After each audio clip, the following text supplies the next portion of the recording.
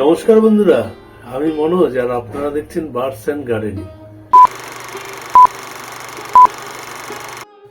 এখানে বন্ধুরা 4টে বাচ্চার জন্য আমার একটু পেস্টিসাইড গুলে নিতে হবে।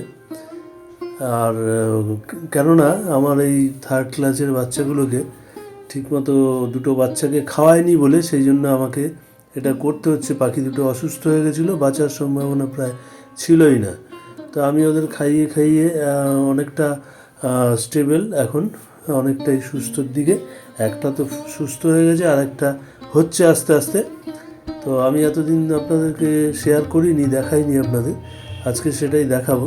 একটু পেস্টিসাইডের সাথে গুলে নেব নিউ পেপটিন হজমের ওষুধ। ভালো করে গুলে নেব। কিভাবে, কতটা ঢিলে আর টাইটের ব্যাপার আছে এখানে, কেন গলায় আটকে অনেক সময় মারা যায়। আমার নিজেরই অভিজ্ঞতা আছে, সেই জন্য আপনাদের এইটা একটু মাথায় রাখতে হবে যে কতটা টাইট আর কতটা ঢিলে রাখতে হবে খাবারটা।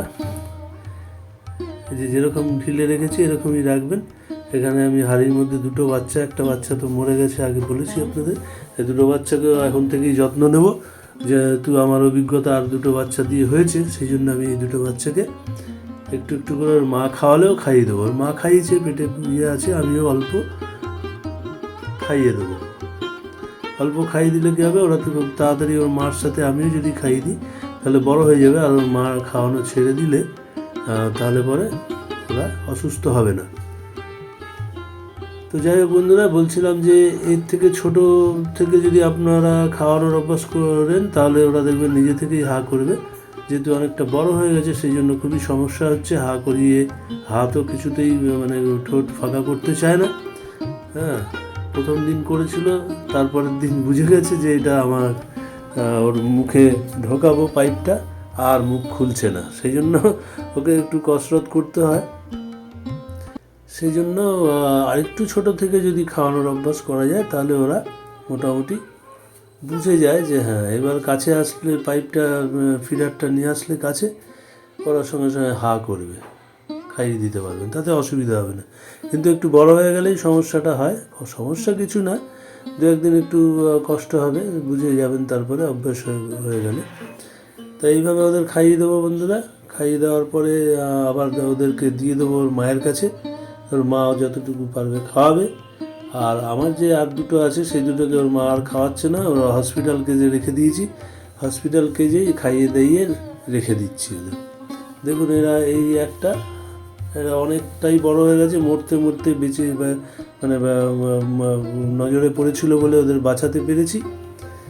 এই ছোট যেগুলো সেগুলোকে একটু খাইয়েছি, ওর মার কাছে আবার দিয়ে দিচ্ছি। আর বড় যে দুটো আছে সে দুটোকে ওর মায়ের কাছে আর দেওয়া যাচ্ছে না, কারণ ওর মা খাওয়াচ্ছে না, ঠোকরাচ্ছে উল্টে। আর এরাও খাওয়া সেইভাবে শেখেনি।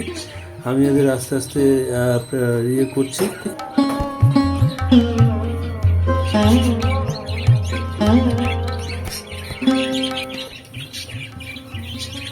মায়ের কাছে দিয়ে দিলাম পাখিটাকে। এবার বড়টাকে খাওয়ানো হয়ে গেছে, বড় দুটোকে। সেই দুটোকে একটু ওদের রোদে দেবো, রোদে গা একটু টেপে গেলে ঠান্ডাটা আর লাগবে না, সারাদিনটা ওরা ভালো থাকবে। তো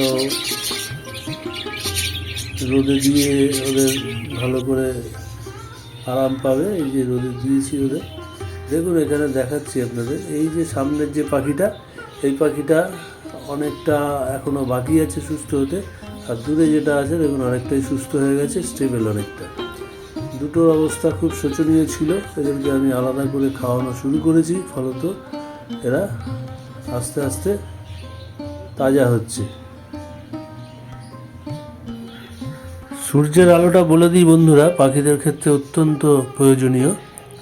যাদের ফ্ল্যাটে রাখেন, যারা এমন জায়গায় জানলা রয়েছে সূর্যের আলো ঢোকে না, তাদের ক্ষেত্রে আলাদা। কিন্তু যদি সম্ভব হয়, যাদের সম্ভব হবে তারা পারলে একটু পাখিদের রোদ খাওয়াবেন।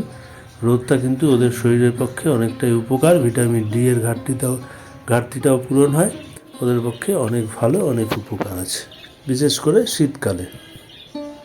নিজে থেকে অল্প অল্প খাওয়া শিখেছে বন্ধুরা এরা, অল্প একটু করে খাচ্ছে, কিন্তু অল্প খাওয়াতে তো এদের শক্তি পাবে না, বল পাবে না, তাড়াতাড়ি সুস্থ হবে না। ফলত আমি সেই জন্য নিজে থেকেই পেস্টিসাইড গুলে তার সাথে নিউ পেপটিন মিলিয়ে খাইয়ে দিচ্ছি। এই ছিল বন্ধুরা আজকের ভিডিও। যদি আমার ভিডিওটি ভালো লেগে থাকে আর নতুন দর্শক বন্ধুরা অবশ্যই চ্যানেলটি সাবস্ক্রাইব করে পাশের বেল আইকনটা অল ক্লিক করে দেবেন। সকল দর্শক বন্ধুরা আমার সঙ্গে থাকার জন্য, ভিডিওটি দেখার জন্য অসংখ্য অসংখ্য ধন্যবাদ। ভালো থাকবেন, ভালো রাখবেন আপনাদের অ্যাভিয়ারের পাখিগুলোকে বা খাঁচায় পোষা পাখিগুলোকে।